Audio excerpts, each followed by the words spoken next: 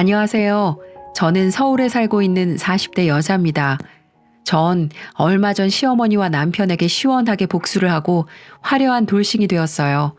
전 남편과 그 파렴치한 엄마를 떠올리기만 해도 너무나 더럽고 역겹지만 너무나 속 시원하게 복수했던 나머지 저만 알고 있기 아까워서 제 이야기를 여러분들께도 공유합니다.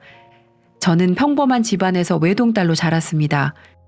많이 배우진 못하셨지만 성실했던 저희 부모님은 노점상에서부터 시작해서 동네에서 자그마한 과일 가게를 차려 열심히 장사하시며 저를 부족함 없이 키워주셨고, 저도 열심히 공부해서 알아주는 명문대에 입학할 수 있었죠.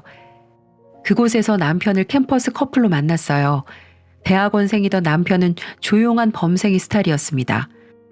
처음엔 촌스럽기도 하고 수수한 남편의 차림에 저희 집이랑 비슷한 집안이겠다 싶었는데, 사귀면서 대충 들어보니 예상과는 다르게 저희 집과는 아주 많이 차이가 나더라고요. 부모님도 두 분 다 해외에서 공부도 하신 그 시절 드문 유학파였고, 남편도 어렸을 때 영국에서 공부하다가 한국에 와서 교수의 꿈을 갖고 대학원을 다니고 있었던 거였어요. 저는 부모님이 학비를 대주시는 것만으로도 죄송해서 학업과 아르바이트를 병행해서 간신히 생활비를 마련할 수 있었고, 남편은 집에서 지원을 빵빵하게 해주셔서 돈 걱정 없이 저와 데이트하며 열심히 학업에만 몰두할 수 있었죠. 그러던 어느 날 저희가 사귄 지 1년이 조금 넘을 때였어요. 희주야, 우리 부모님이 널 좀 보고 싶어 하시네? 조금 이르다는 생각은 했지만 남편 같은 남자라면 결혼해도 좋겠다라는 생각이 있었던 저는 나름 할 수 있는 최애대로 차려입고 남자친구의 집으로 갔어요. 역시 생각대로 남편의 집은 으리으리하더라고요. 그 당시 제일 고급이었던 아파트의 제일 넓은 평수였고, 안에 있는 가구와 장식품들도 한눈에 보기에도 비싼 것들이었죠. 저희 집에 10배가 넘는 거실에 앉아 애써 태어난 척 속으로는 감탄하며 이리저리 둘러보고 있는데 어머니가 방에서 나오시더라고요. 집에서나 밖에서나 편한 몸빼바지 입고 다니시는 엄마에 비해 남편의 어머니는 집에서도 고급지게 옷을 차려입고 머리도 세팅되어 있었어요.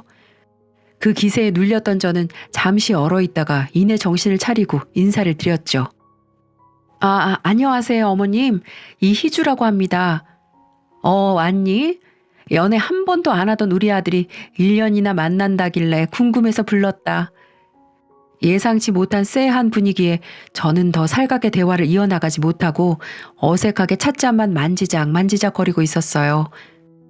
그래, 니네 집안 이야기는 대충 들었다. 너도 오늘 봐서 알겠지? 우리 집안이랑은 좀 수준이 안 맞을 것 같구나. 몇 개월 못 만날 줄 알았는데 벌써 1년이나 됐다길래 일부러 보자고 불렀어.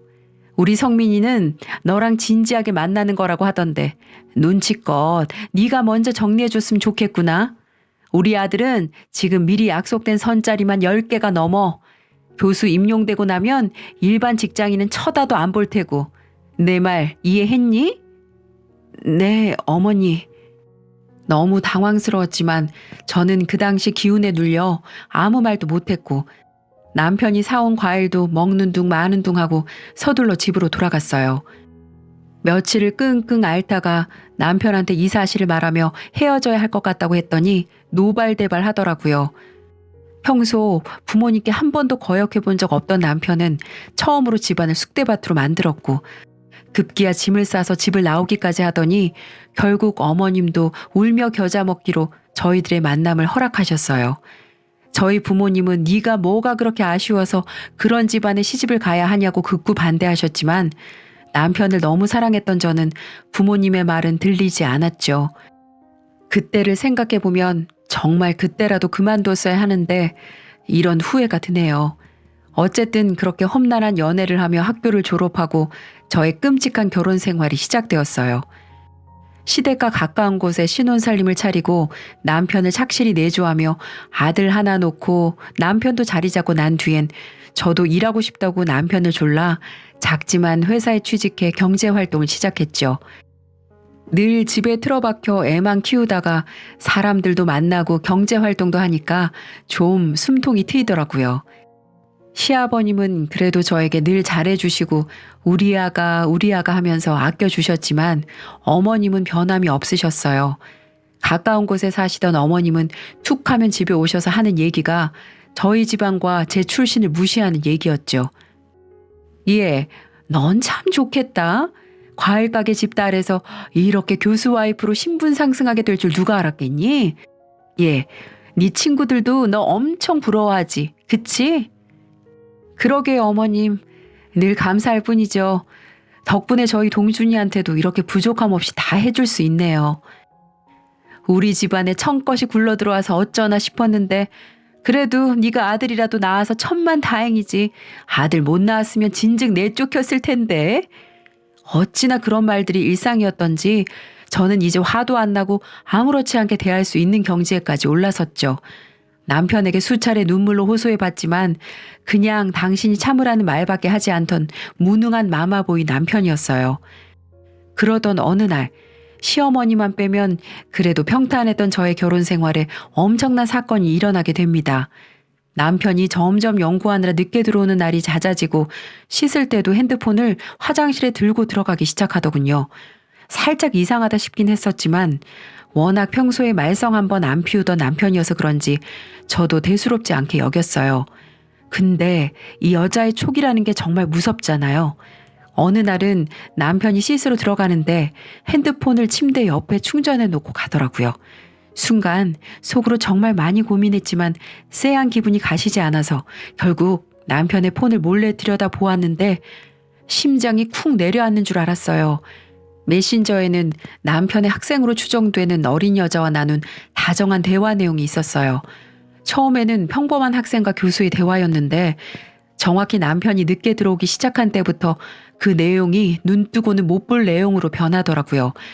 이런 감정은 40평생 처음 느껴본다는 둥, 너밖에 없다는 둥, 아주 저한텐 한 번도 안 쓰던 하트까지 붙여가면서 둘이 좋아 죽는 메시지 내용들을 보며 피가 머리끝까지 솟구치는 기분이었죠. 뒷목이 뻣뻣해지고 손발이 부들부들 떨렸지만 남편의 핸드폰을 들고 욕실로 쳐들어가서 핸드폰을 집어던지며 소리 질렀어요. 당신 미쳤어? 지금 뭐 하자는 거야? 개고생 해가면서 애 키워줬더니 학생이랑 바람이 나? 지금 제정신이야? 어떻게 나한테 이럴 수가 있어? 이 쓰레기 같은 인간아. 머리에 비누 거품이 잔뜩 묻은 남편은 눈도 제대로 못 뜨고 어버버거리다가 무릎을 꿇고 애원하기 시작했어요. 여보, 진짜 미안해.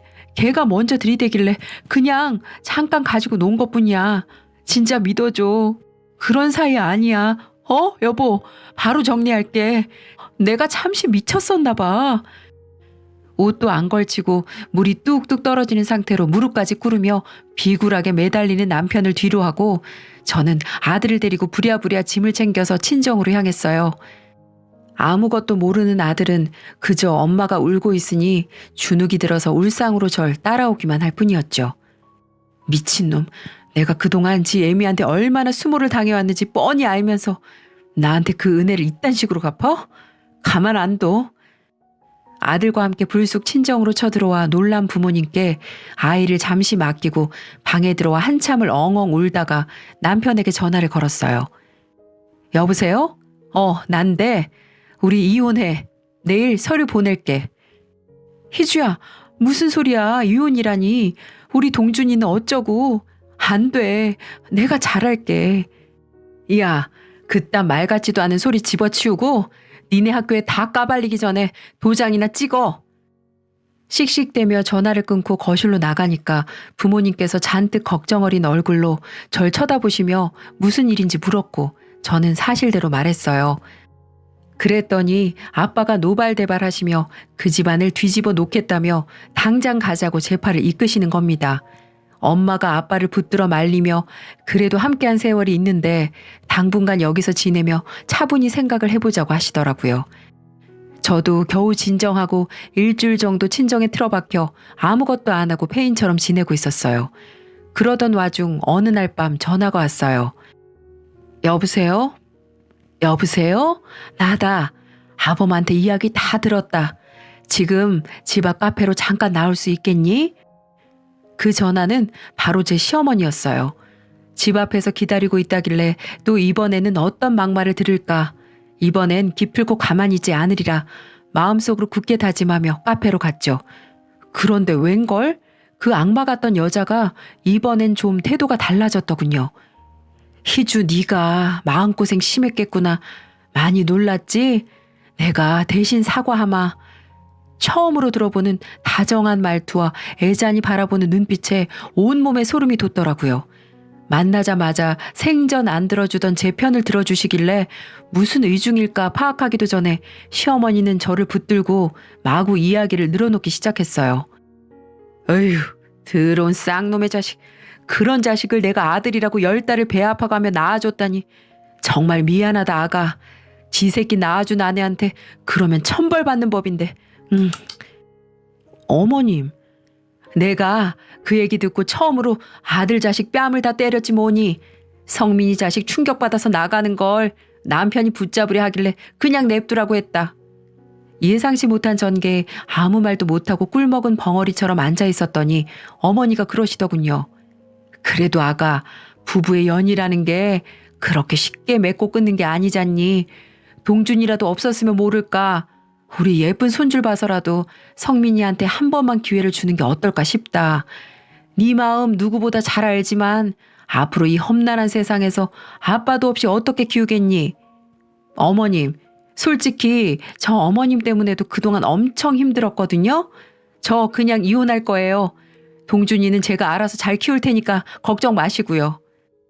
저는 이미 마음의 결정을 내렸기 때문에 단호하게 이혼하겠다고 말씀드렸어요. 그랬더니 어머니가 그러시더군요. 난 우리 아들 믿는다. 만약 한 번만 더 그런다면 위자료로 1억 줄게.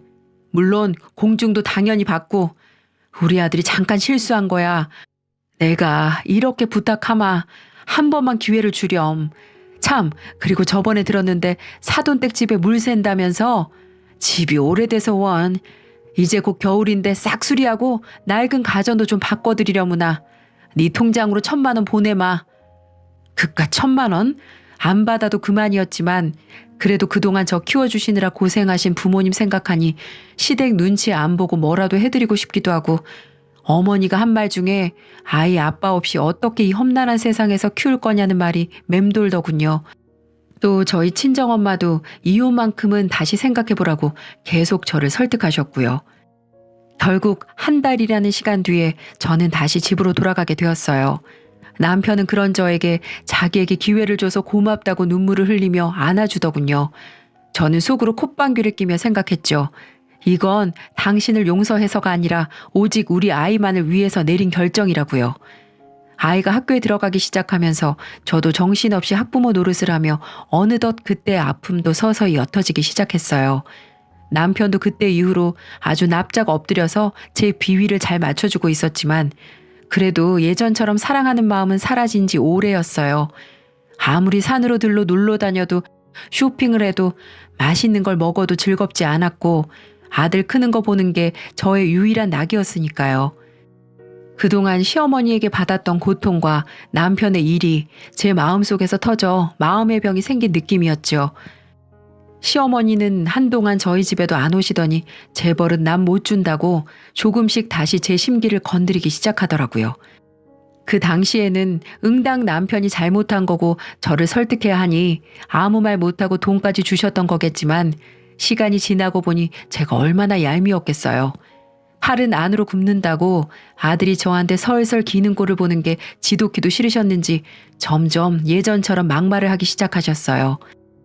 아무리 그래도 너 성민이한테 너무 심한 거 아니니? 그깟 바람 한 번 눈 감아준 게 무슨 대수라고 아직도 그러고 있는 거야? 네가 받아먹은 것도 있는데 입 싹 닫고 그러면 안 되지 않겠니? 그깟 바람 한 번이요? 그럼 어머님도 아버님이 바람 피면 눈 하나 깜빡 안 하시겠어요? 그깟 바람 한 번인데, 그쵸? 뭐야? 아우 참네. 이제는 저도 고분고분하지 않고 맞받아치니까 어머님도 당황해서 말문이 막히시는 것 같더라고요. 그래도 계속 비아냥대시는 건 멈추지 않으셨어요. 얘, 너 자기 관리 안 하고 있는 거니? 여자가 말이야, 늘 날씬한 몸을 유지해도 눈이 돌아가는 게 남자인데 그렇게 푹 퍼져 있으니까 성민이가 어리고 싱싱한 애한테 눈길을 돌리지. 돈이 없는 것도 아니고 신경 좀 써라. 이것 보세요, 어머님.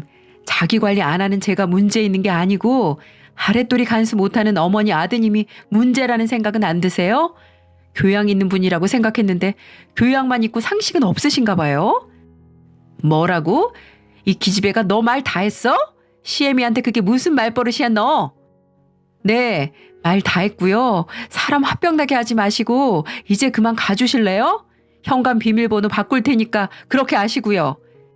그렇게 떠밀리듯이 문 밖으로 쫓겨난 시어머님이 남편에게 전화로 노발대발 화를 내셨는지 집에 와서 저한테 얘기하더군요. 당신 아무리 그래도 우리 엄마를 그렇게 쫓아내면 어떡해. 엄마 화 많이 나신 것 같더라고. 좀만 참지 그랬어. 당신도 알잖아 우리 엄마 성격. 뭐? 참, 지금 거기서 또 니네 엄마 편을 들겠다고? 진짜 머리 어떻게 된 거 아니야 당신? 똑바로 생각해.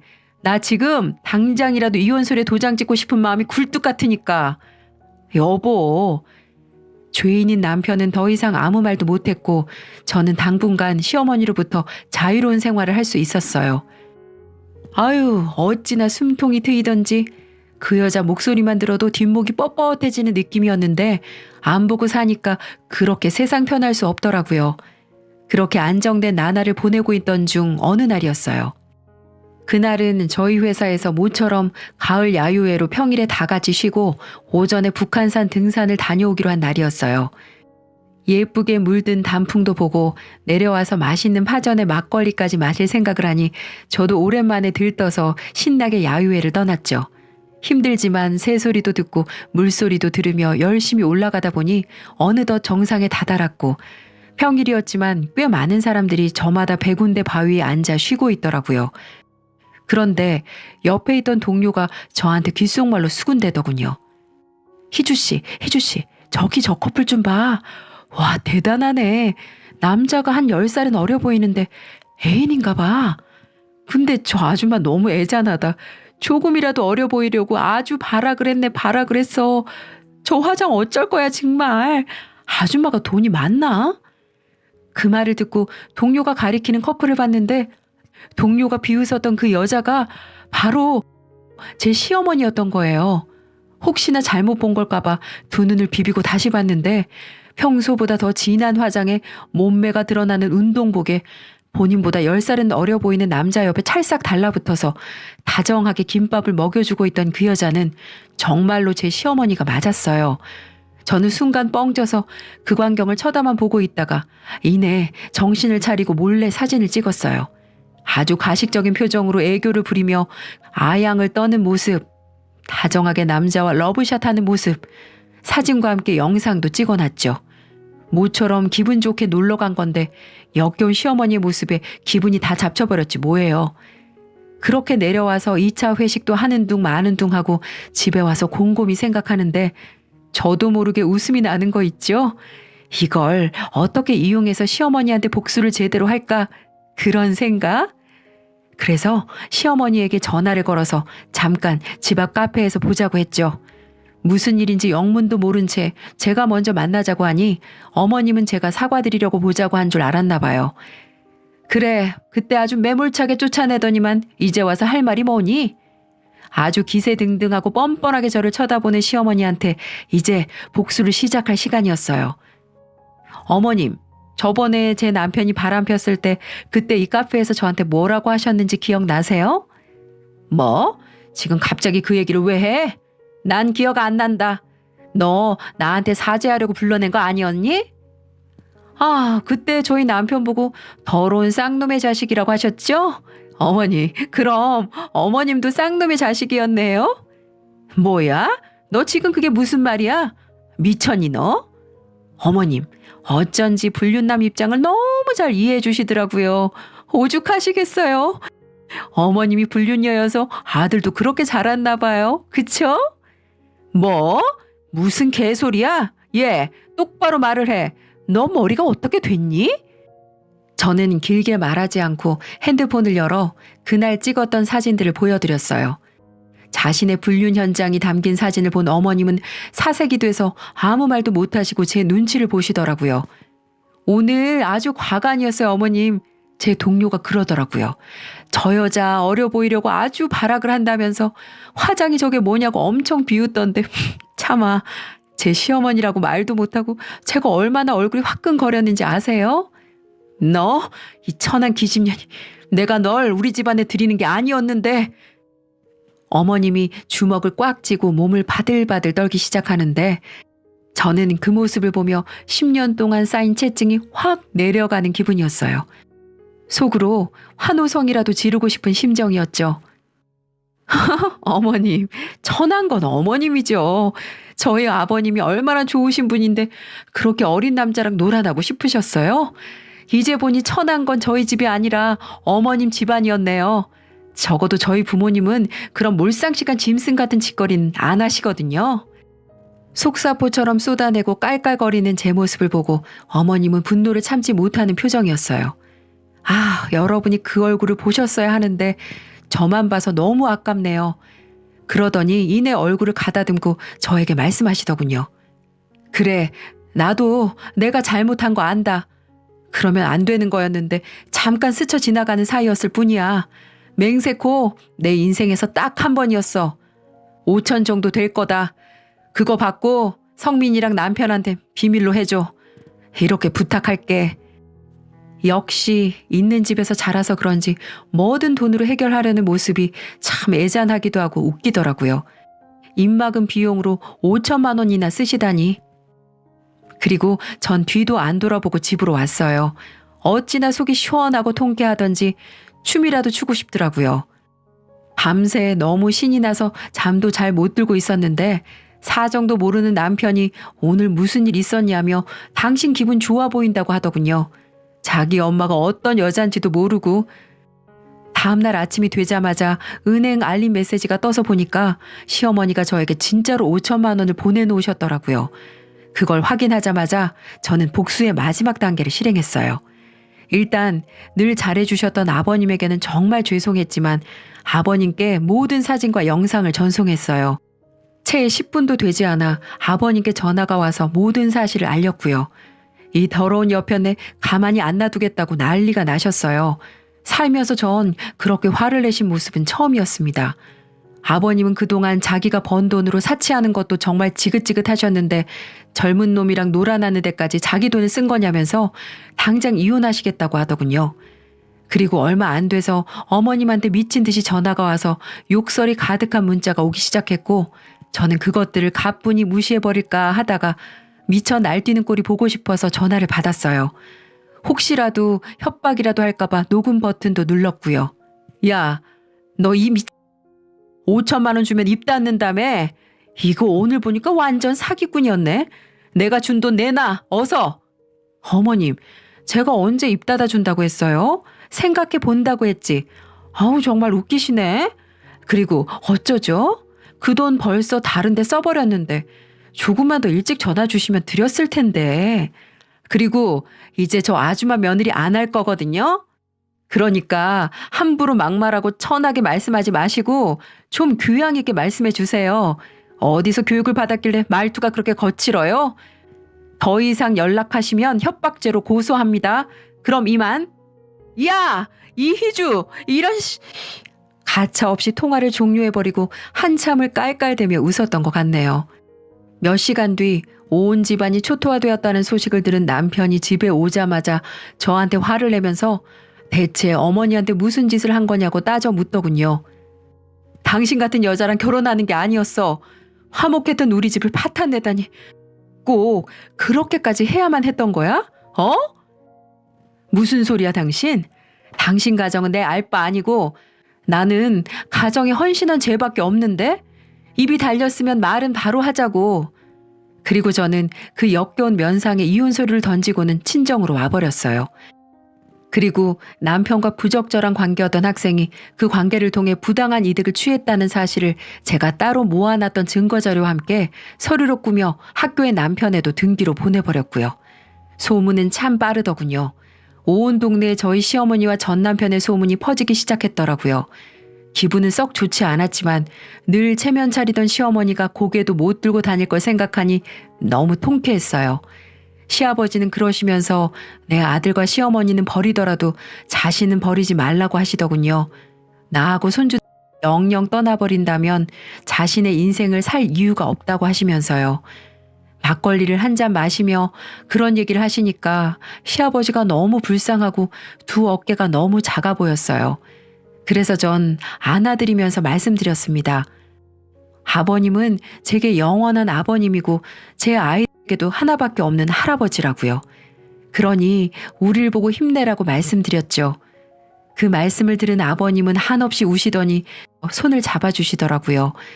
시모는 남이지만 손주 자기 핏줄이니 연을 끊는다는 건 상상도 하기 싫으셨겠죠.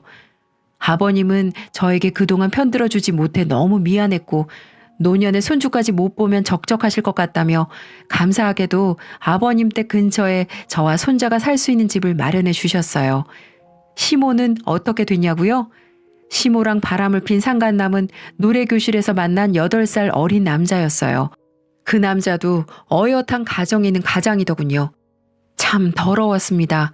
가정에 있는 것들이 어떻게 그런 더러운 짓을 할 수가 있는지. 아무튼 시아버지는 그 상간남에게도 위자료 소송을 걸어 2천만 원을 받으셨어요.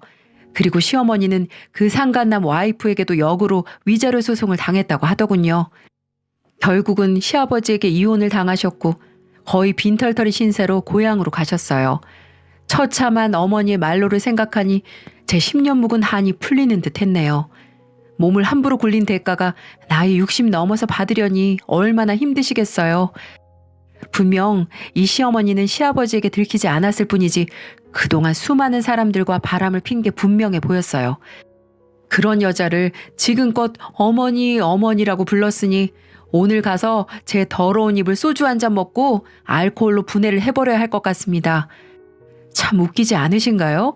며느리와 시아버지가 두 손 나란히 잡고 각각 그들에게 벌을 주려고 이런 행동을 한다는 게 참 살다 보니 별의별 일들을 많이 겪게 되네요. 시어머니가 아무것도 없이 쫓겨났다는 소식과 남편이 교수직에서 해임되었다는 소식을 듣고 나니까 그제서야 제가 복수를 성공했다는 게 실감이 나더군요. 그리고 남편하고 바람핀 상간녀 그년에게도 위자료를 받을 수 있었고요.